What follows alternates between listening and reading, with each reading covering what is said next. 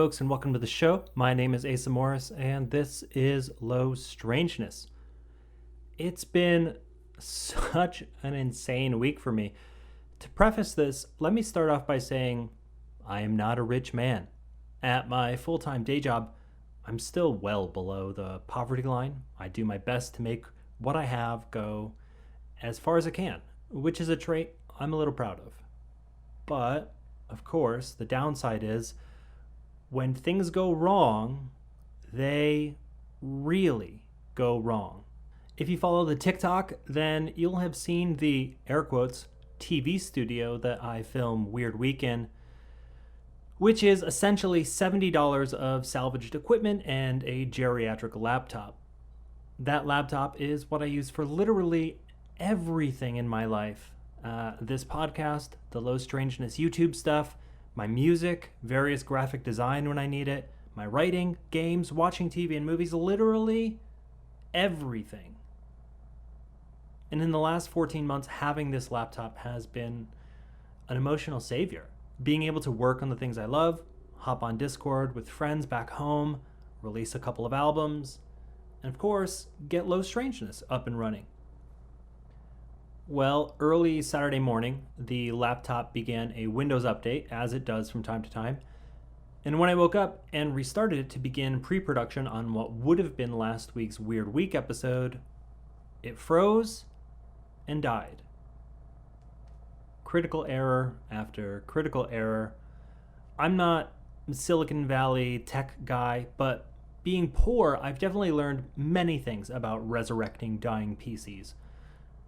And none of them worked. Blue screen, blue screen, blue screen, and eventually just a black screen letting me know that no operating system had been found.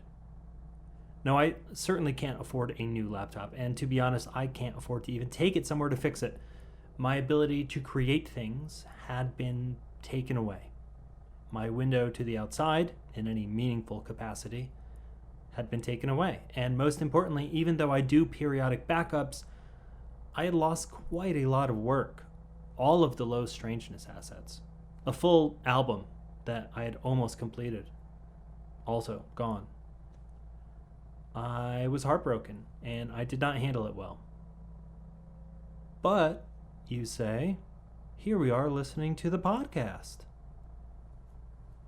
Yeah, so assuming there is no total hardware failure, there is almost always a way to save a PC.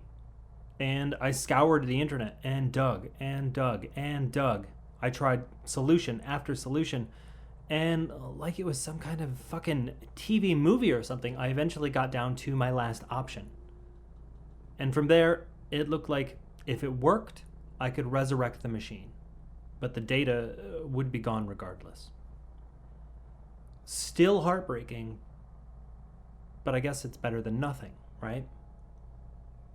So I tried that last option. And it worked.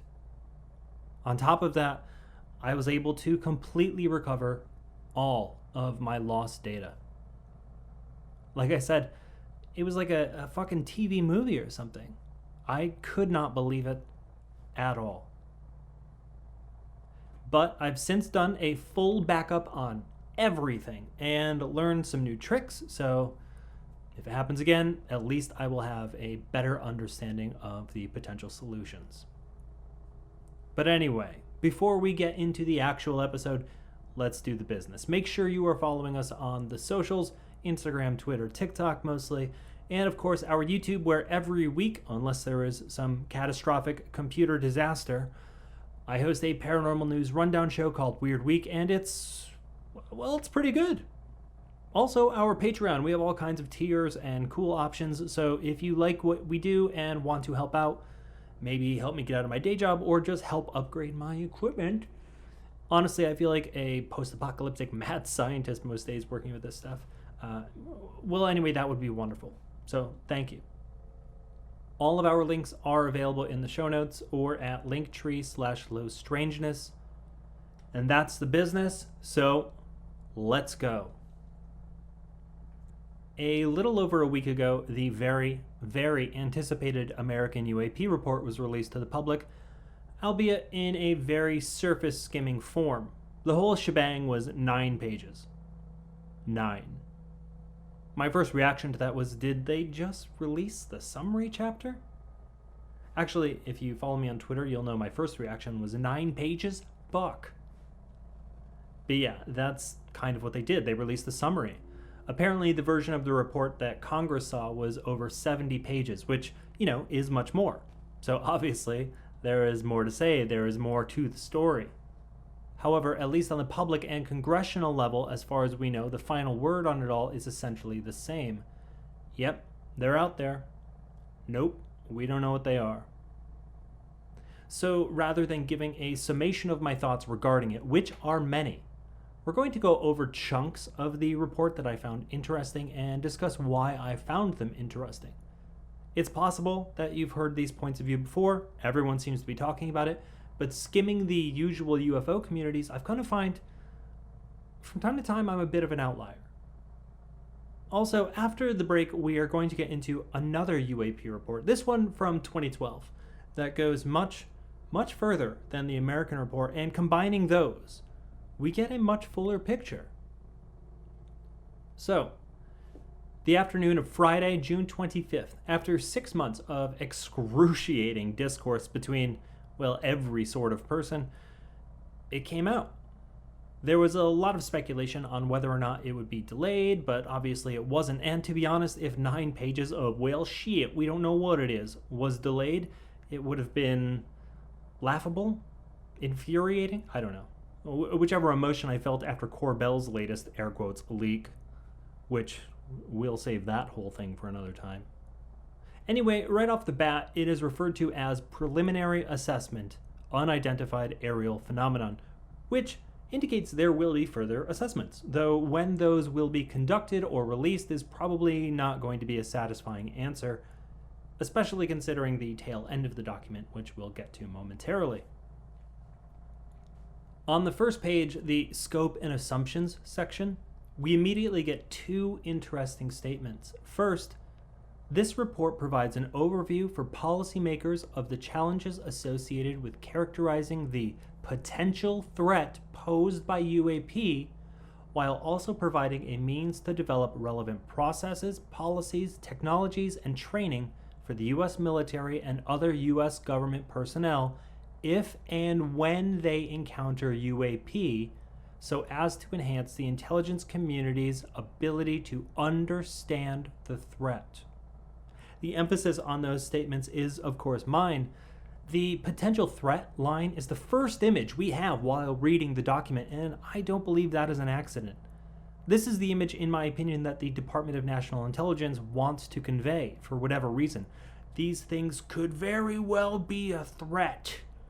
Like I've said before, both here and on Weird Week, that seems doubtful. Either we've already succumbed and don't realize it, or we don't have anything to worry about because the tech is so far advanced that if there were a threat, we wouldn't stand a chance anyway, so who gives a shit?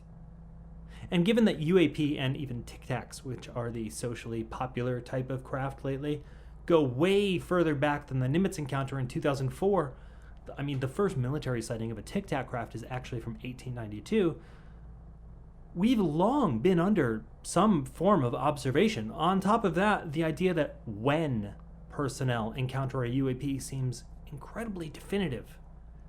And lastly, purposefully, we are told that we do not understand the threat, which again seems like an intentionally painted picture. We don't understand, but it must be a threat. Moving on, the other statement from this page is, the data set described in this report is currently limited primarily to U.S. government reporting of incidents occurring from November 2004 to March 2021, which means Nimitz encounter to present. But why? Through FOIA requests and various leaks, we know that the various alphabet agencies have long had encounters with UAP and more. So was this date chosen only because of its social acceptance? Because an earlier date would ignite further suspicion and distrust? Yeah, probably. The report then goes on to state that until recently there has not been sufficient data collected from these events, and says that system malfunctions are potential answers in some cases, which, yes, we all agree that that is probably true, save for when multiple systems and eyewitnesses are reporting back the same thing, which apparently has happened quite a lot. No surprises there, but the report does say that even in those cases, additional rigorous evaluation is necessary. And yeah, I absolutely agree with that. The next two paragraphs are, in my opinion, two of the meatiest. First, there are probably multiple types of UAP requiring different explanations based on the range of appearances and behaviors described in the available reporting. Our analysis of the data supports the construct that if and when individual UAP incidents are resolved, they will fall into one of 5 potential explanatory categories: airborne clutter, natural atmospheric phenomenon, U.S. government or U.S. industry developmental programs, foreign adversary systems, and a catch-all other bin. A couple of great issues here. Multiple types of UAP based on the range of appearances, etc., and then they will want to eventually categorize them, and anything outside of what we might consider normal shit goes into the other bin. Later on, when we get to the other UAP report from 2012, you'll see that that other bin is quite full. The other great point on this page is UAP clearly pose a safety of flight issue and may pose a challenge to U.S. national security. Now, also comparing this to the data from the other report, this becomes incredibly obvious. There have apparently, and officially now, been multiple events where UAP flew dangerously close and erratically near both military and commercial pilots. Canada recently disclosed, or it was leaked, I don't quite remember, that there were dozens of events with commercial pilots over the skies of Canada. So, yes, in this way, it is a threat to air safety. I completely agree with that. On the next page, the available reporting largely inconclusive section, well, this is where I gave my first big eye roll. While discussing the difficulty of collecting data, the report states, no standardized reporting mechanism existed until the Navy established one back in March 2019. So unless they specifically mean within the military, this is just horseshit.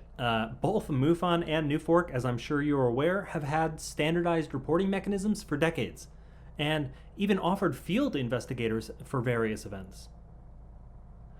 Then we get to something that, well, I kind of considered astonishing. The report states that between 2004 to 2021, 144 incidents were reported and analyzed.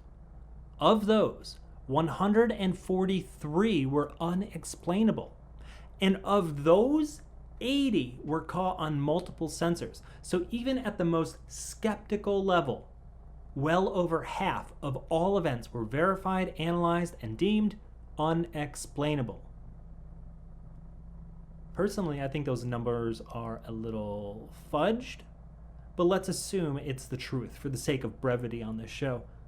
Also, regarding that 144 number, I fell into a Twitter rabbit hole where some folks were pointing out how important that number is to the UFO community, and when I inquired about it, because that's news to me and I've been studying it most of my life, I was just told to Google it, which I did, and only found some bullshit about angel numbers. So if anyone has a better explanation, I'm listening.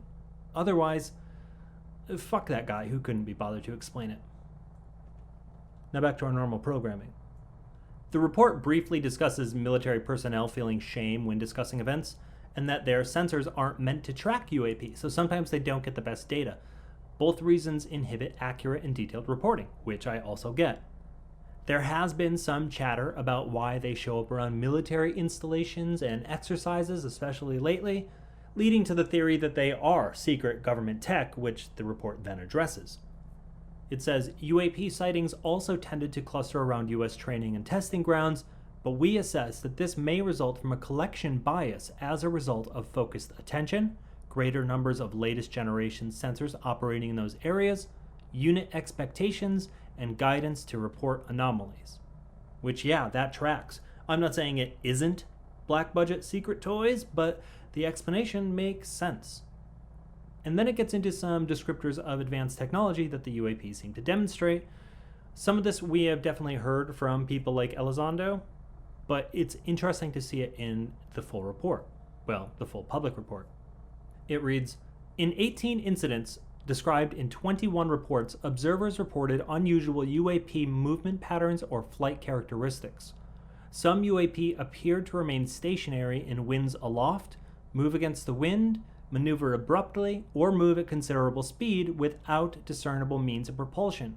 In a small number of cases, military aircraft systems processed radio frequency energy associated with UAP sightings, which is something another report touches on that we'll get to in a minute. The next section is titled, UAP probably lack a single explanation. And while some of your more animated followers of the topic might get going about blue avians and prehistoric genetic engineering lizards, what they mean here, and elaborate on, is that even though the vast majority of sightings is unexplainable, shit in the sky is often and could easily be of mundane origin. Flocks of birds, balloons, natural atmospheric phenomena, foreign tech, etc., etc., etc. Which, yes, it could be, but as I said before, that other bin is quite full. And then we finish the report on another section proclaiming all the ways that UAPs could be a serious threat to national security. That image is really driven home throughout the report, and then concludes with a plea for funding. And man, that just does not smell good to me. For all the funding we give the military, if this was an actual threat, would it even be a question? Something's off there, in my opinion. However, there was one last interesting note quickly stuffed in there. The report reads, we currently lack data to indicate any UAP are part of a foreign collection program or indicative of a major technological advancement by a potential adversary. Which, by the way, is a way to purposefully obfuscate that we know it is not a foreign adversary like China or Russia. It's something else. And that means very few options of mundane origin are left, if any. So that's pretty much it in a nutshell. And I sincerely hope we get a follow-up soon. But until then, it's just nice, as someone in this field who has been reading and learning and studying and even witnessing it, it's just nice to be somewhat validated. Now we're going to take a quick break here, and then when we come back, we're going to be looking at that other report I keep talking about with much, much more detail. So sit tight.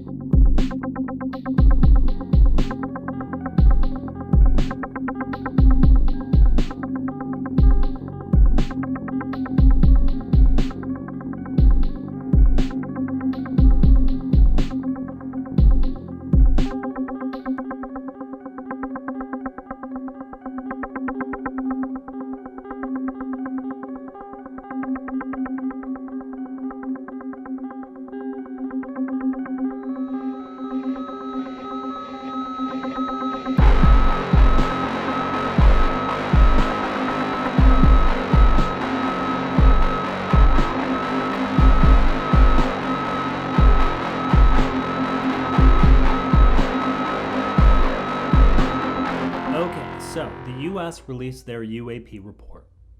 It's got some interesting tidbits, but it seems purposefully designed to be vague and in the end seems to beg for money, which smells bad, and we got little of substance from it.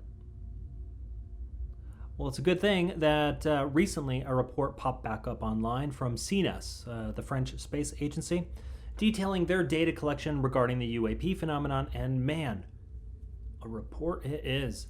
While not the French report from 3AF that most people are talking about, in my opinion, this older report, due to the incredible amount of data, is the far more useful report. Before we move on to it though, I do want to acknowledge the 3AF French report on two aspects. First, they note the appearance, if you could say that, of 3 gigahertz emanating from UAPs at a number of events without explanation. I don't know what to think about that. And second, they blatantly say, in regards to the United States former UAP group ATIP, that the revelations made at the end of 2017 by former Pentagon officials on the ATIP research program carried out by the DIA, the Defense Intelligence Agency, and the USDI, Undersecretariat for Defense and Intelligence, have been confirmed by the Pentagon. In 2019, this recognizes the existence of ATIP research by the DIA on exotic technologies, metamaterials, invisibility, magnetohydrodynamics, warp drive, EM effects of UAPs on humans, etc. How's that for fucking wild? But let's get into that 2012 report from CNES. The report is hard data, a lot of numbers, a lot of percentages, and the majority of it comes from reports by pilots, people in the sky who know what things in the sky look like. This CNES report covers 600 cases over a period of 64 years. Now, comparing that to the American report of 144 cases over only 15 years, the numbers become a little skewed, surprisingly in the Americans' favor, and personally, I think military sightings are very unreported, which obviously could be the case as well in the CNES report, especially while moving back through the decades where stigma was much worse. I'm going to read you the abstract of that report now, where the concern of air traffic safety also comes up, and seemingly pretty urgently. The abstract states, "This report presents the findings of a comprehensive review of 600 cases over a period of 64 years, in which pilots have reported the presence of one or more unidentified aerial phenomena during flight. In 443 cases, 74%, these UAP are described as objects, 42% of those circular shaped, more than as point sources of light. In 162 cases, 27%, the visual observation is confirmed by detection by ground and or airborne radar. This report focuses more especially on 290 cases, 48%, in which UAP have had or could have had an impact on flight safety. In 108 cases, 37% of the 290, pilots have estimated that the impact on flight safety was high enough for them to submit an official AirMiss AirProx report. It was found that the most reported events with potential impacts on aviation safety were UAP approached aircraft on a collision course, 78 cases, and UAP circled or maneuvered close to aircraft, 59 cases. It was found also that in 81 cases, 14% of the total 600, pilots reported alleged electromagnetic effects on one or more aircraft systems. Radio and compass systems were the predominant systems affected. Private aircraft were more affected by the EM effects, allegedly caused by UAP, probably due to the fact that their avionics and compasses are less shielded against magnetic radio frequency interference and ionizing radiation than our commercial or military aircraft. It was found that in 4 cases, military aircraft weapon systems were momentarily ineffective when targeted toward the UAP. Finally, in 31 cases, pilots had to take evasive action to avoid a collision with UAP, injuring several passengers in 5 cases. These findings are potentially important and deserve further in-depth study and confirmation by obtaining additional high-quality aviation reports." Well, now, right off the bat, this report does a whole lot less fucking around than the American report. We've got numbers, we've got hard data, we've got a serious analysis of flight safety. There doesn't seem to be any mucking about with the reality of the situation. It's fucking happening, and it's dangerous. And I guess that's one of the reasons that I like this report so much. There's no stink of secrecy or ulterior motives. There's no wishy-washy horse shit. It's data and threat analysis. Further into the document, unlike the American report where we got the other bin to describe basically anything, the CNES report breaks down those other crafts into 11 categories, though for some reason category 2 is missing from the dataset, including the expected rogues gallery, disc-shaped, spherical, cigar-shaped, triangle, shape-shifting, and lastly their other category, which is noted as containing sightings of crescent shapes, banana shapes, mushroom shapes, and rectangle, which to me is the most ominous of them all. Or banana. One of the two.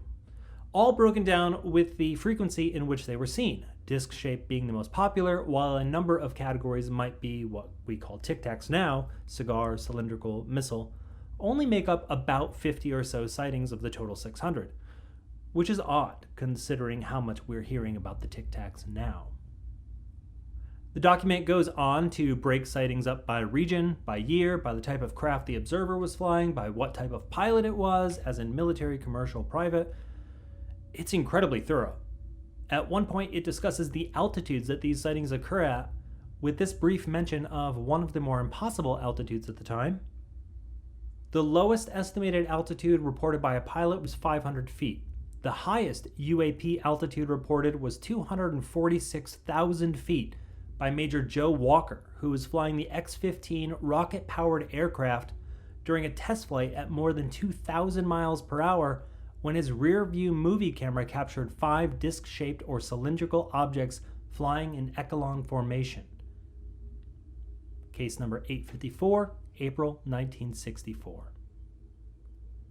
246,000 feet.